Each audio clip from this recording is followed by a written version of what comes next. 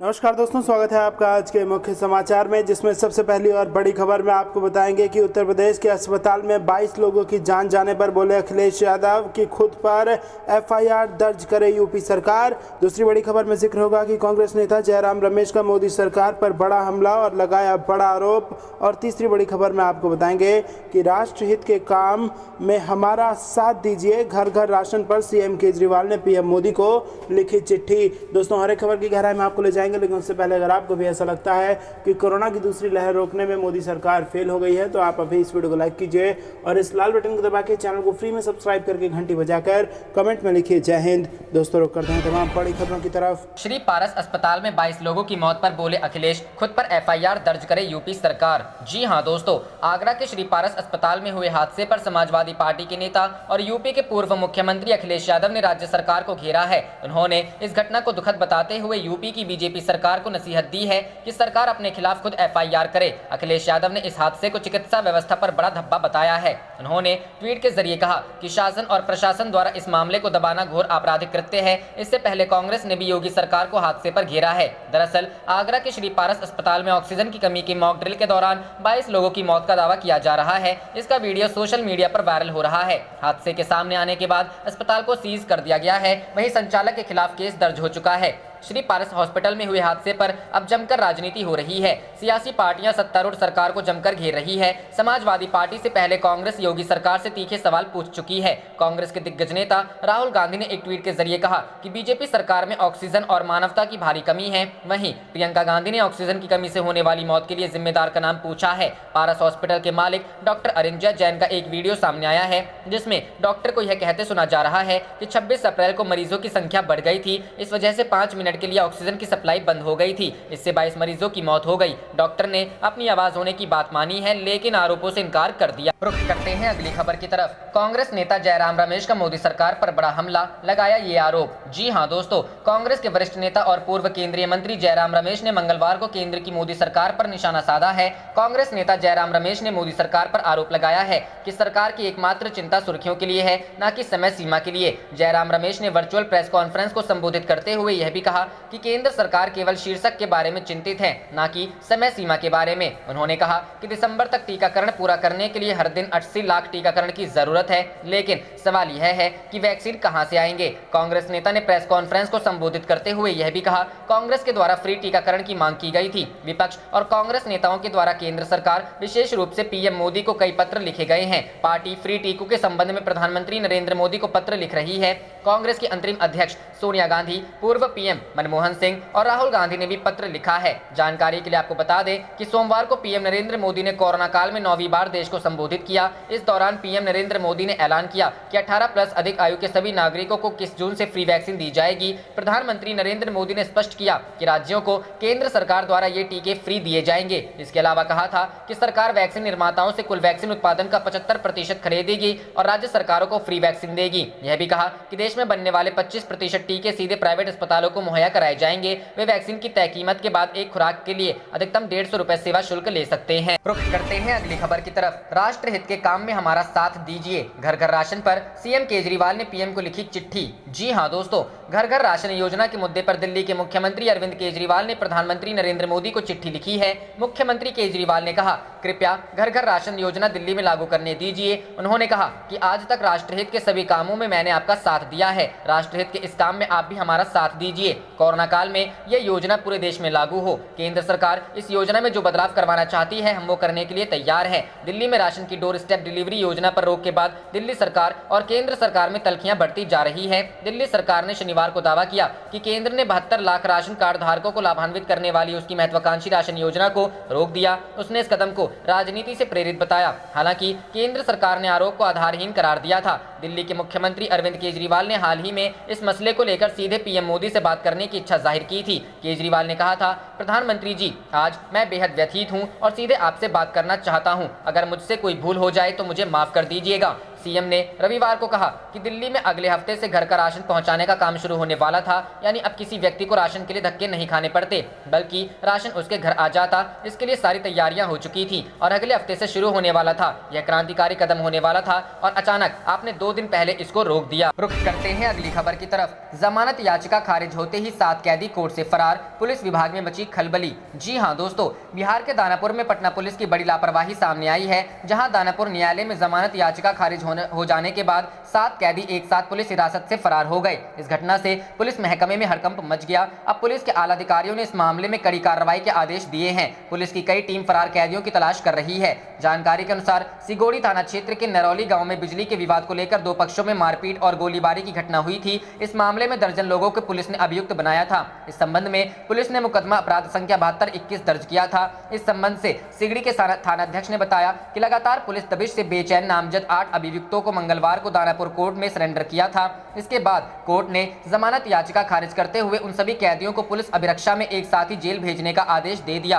Police सभी surrender करने वाले आरोपियों को न्यायिक हिरासत भेजने के लिए कैदी वाहन की तरफ लेकर जा रही थी। तभी पुलिसकर्मियों को चकमा देकर सभी 7 कैदी वहां से फरार हो गए। जैसे ही इस बात की खबर पुलिस अधिकारियों को लगी, उनके होश उड़ गए। पुलिस के आला अधिकारियों ने 7 आरोपियों को जल्द से जल्द गिरफ्तारी का आदेश दिया है। गौरतलब है कि दानापुर से कैदी के फरार होने की यह कोई पहली घटना नहीं है। इससे पहले भी वहां कोर्ट परिसर में गोलीबारी, बमबारी कर कैदियों को भगाने की घटनाएं हो चुकी हैं। इसके बाद भी पुलिस अक्सर लापरवाह रही है। लापरवाही का ही नतीजा है कि कैदी भागने में सफल हो जाते हैं और पुलिस हाथ मलती रह जाती है। रुख करते हैं अगली खबर की तरफ। गलती हो गई, अब टीएमसी ज्वाइन करना चाहते हैं। पश्चिम बंगाल में बीजेपी वर्कर सड़क पर घूम घूम कर मांग रहे माफी। जी हां दोस्तों, पश्चिम बंगाल के वीरभूम जिले से एक दिलचस्प वीडियो सामने आया है। यहां कुछ लोग सड़कों पर घूम घूम कर लाउड स्पीकर से ऐलान कर रहे हैं कि उनसे गलती हो गई और वो अब तृणमूल कांग्रेस ज्वाइन करना चाहते हैं। बताया जा रहा है कि वीरभूम जिले के एक गाँव में भारतीय जनता पार्टी के कार्यकर्ता पूर्व में भाजपा ज्वाइन करने को लेकर सार्वजनिक तौर पर माफी मांग रहे हैं।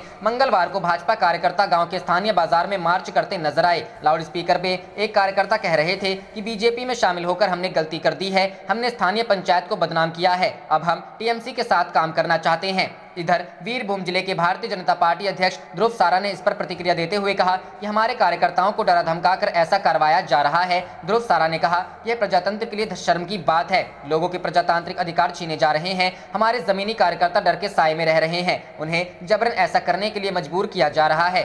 ध्रुव सारा ने इस दौरान पश्चिम बंगाल विधानसभा चुनाव के बाद हुई हिंसा का भी जिक्र किया है और कहा कि इस हिंसा में कई बीजेपी कार्यकर्ताओं पर हमला किया गया था। हालांकि राज्य सरकार ने बीजेपी के आरोपों पर उस वक्त जवाब दिया था कि बीजेपी इस मामले में राजनीति कर रही है और हमले में टीएमसी कार्यकर्ता घायल हुए हैं। कुछ मीडिया रिपोर्ट्स में यह भी कहा जा रहा है कि पार्टी के कुछ बड़े नेता भी टीएमसी में वापस जाने की इच्छा जाहिर कर चुके हैं। कहा जा रहा है कि दीपेश विश्वास और सोनाली गुहा ने ममता बनर्जी को खत लिखकर उन्हें माफ कर देने की बात कही थी और पार्टी में वापस लौटने की इच्छा जाहिर की थी। दोनों नेताओं को जब टीएमसी ने चुनाव से पहले टिकट देने से इनकार कर दिया था, तब उन्होंने भाजपा का दामन थाम लिया था। करते हैं अगली खबर की तरफ। यूपी चुनाव 2022 के लिए संघ की बैठक में बनी रणनीति, राज्यों के चुनाव में पीएम मोदी का चेहरा इस्तेमाल नहीं होगा। जी हां दोस्तों, उत्तर प्रदेश में बीजेपी के भविष्य की राजनीति का खाका दिल्ली में करीब तय कर लिया गया है। राष्ट्रीय स्वयंसेवक संघ की दिल्ली की बैठक में साल 2022 में यूपी विधानसभा चुनाव मुख्यमंत्री योगी आदित्यनाथ के नेतृत्व में लड़ने का फैसला लिया गया है। इससे भी महत्वपूर्ण निर्णय यह माना जा सकता है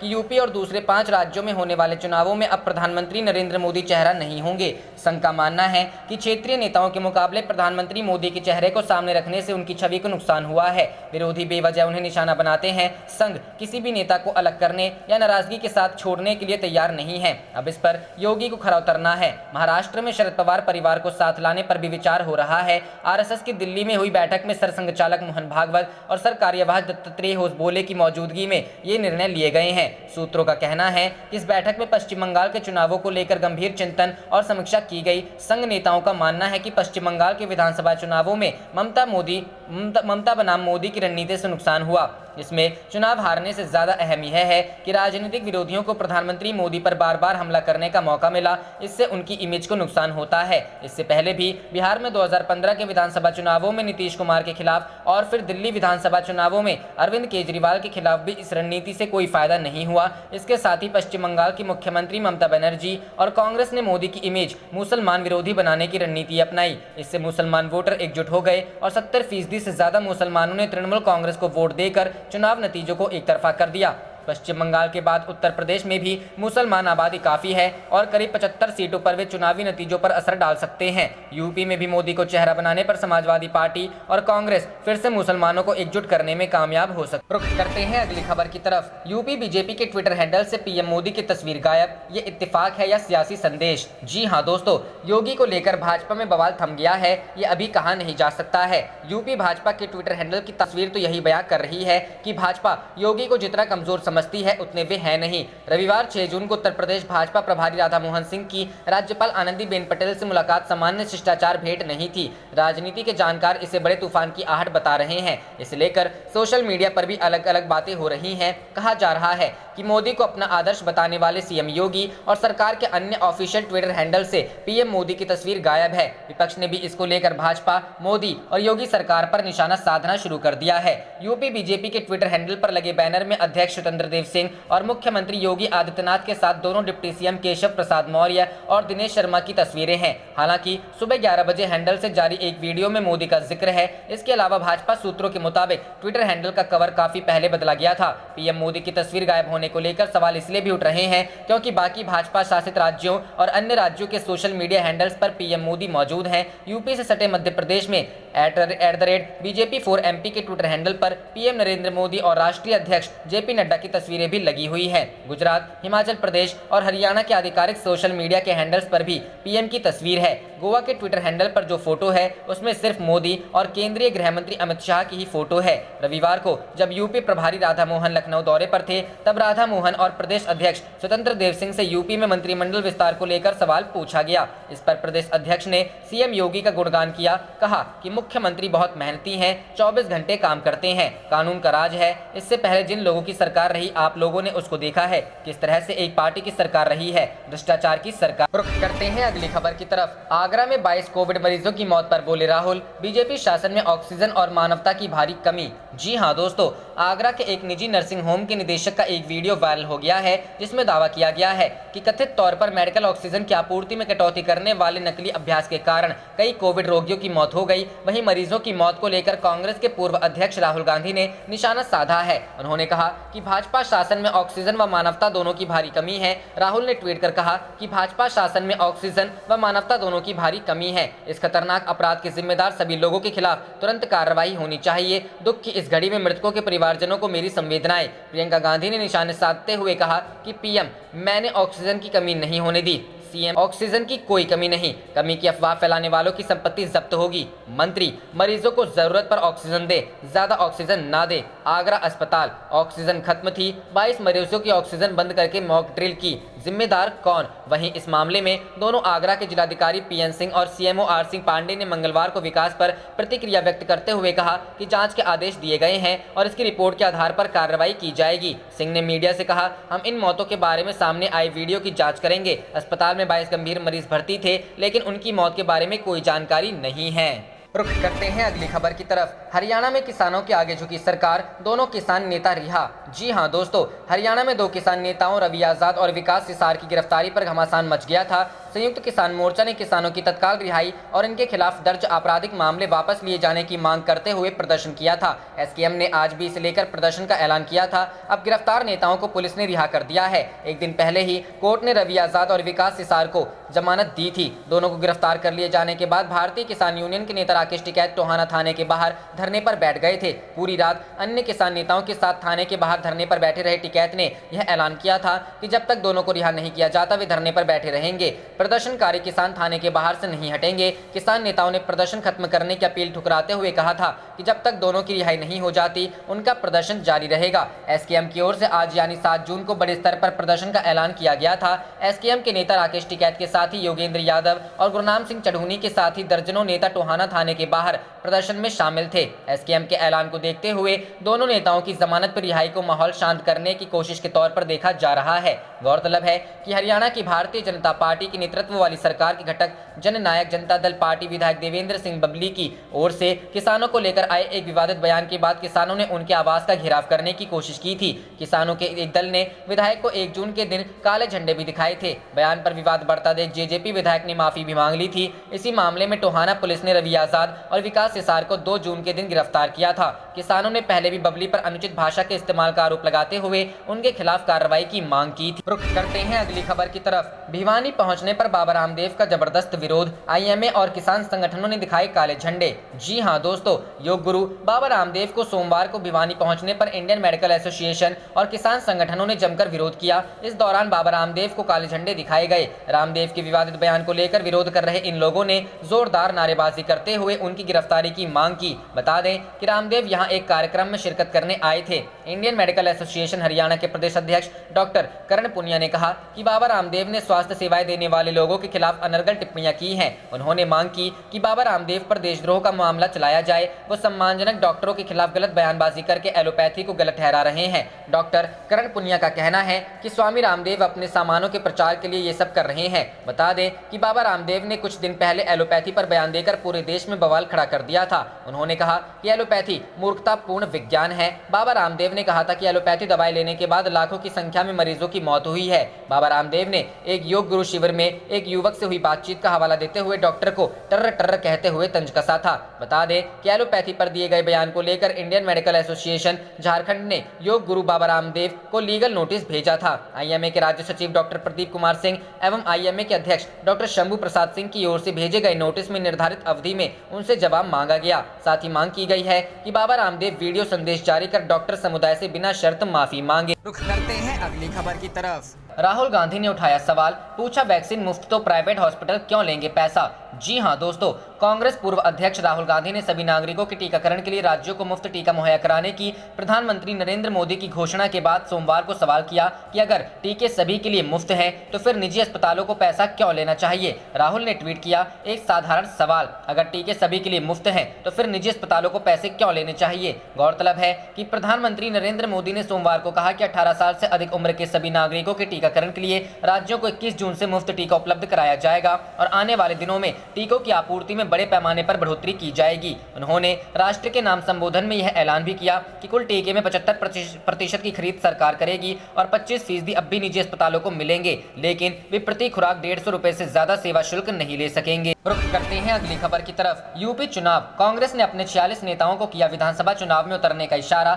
जी हां दोस्तों, यूपी विधानसभा में सीटों के लिहाज से कांग्रेस अपने सबसे खराब दौर में जरूर है, पर इसमें सुधार के लिए उसने अभी से तैयारियां प्रारंभ कर दी हैं। पार्टी ने अपने करीब 46 नेताओं को विधानसभा क्षेत्र में उतरने के संकेत दे दिया है। उन्हें क्षेत्रों के नाम भी बता दिए गए हैं। साथ ही कहा गया है कि वे फील्ड में जाकर पूरी तैयारी से जुटे। 2017 के चुनाव में कांग्रेस के खाते में सिर्फ 7 सीटें आई थी। इनमें से भी रायबरेली से चुने गए उसके 2 विधायक बागी हो गए हैं। इस तरह से विधानसभा के अंदर पार्टी की आवाज उठाने वाले सिर्फ 5 सदस्य ही हैं। इस स्थिति को बदलने के लिए पार्टी लगातार जनता से जुड़े मुद्दों पर किसी न किसी रूप में लगातार संघर्ष कर रही है। अभी विधानसभा चुनाव की डुगडुगी बजने में करीब 6 माह का समय शेष है, लेकिन कांग्रेस ने अपने करीब 40 लोगों को चुनाव मैदान में उतरने के लिए कह दिया है। पार्टी सूत्रों के मुताबिक वाराणसी के पिंडरा विधानसभा क्षेत्र से अजय राय को तैयारी करने के लिए कहा गया है। इसी तरह से इलाहाबाद उत्तरी सीट से अनुग्रह नारायण सिंह को जोर आजमाइश करने के लिए बोला गया है। महाराजगंज की फरेंदा सीट से वीरेंद्र चौधरी और शामली से पंकज मलिक को हरी झंडी दे दी गई है। मुजफ्फरनगर की पुरकाजी सीट से दीपक कुमार को सिग्नल मिला है। रुख करते हैं अगली खबर की तरफ। वैक्सीनेशन पर पीएम मोदी की घोषणा पर कांग्रेस ने कहा,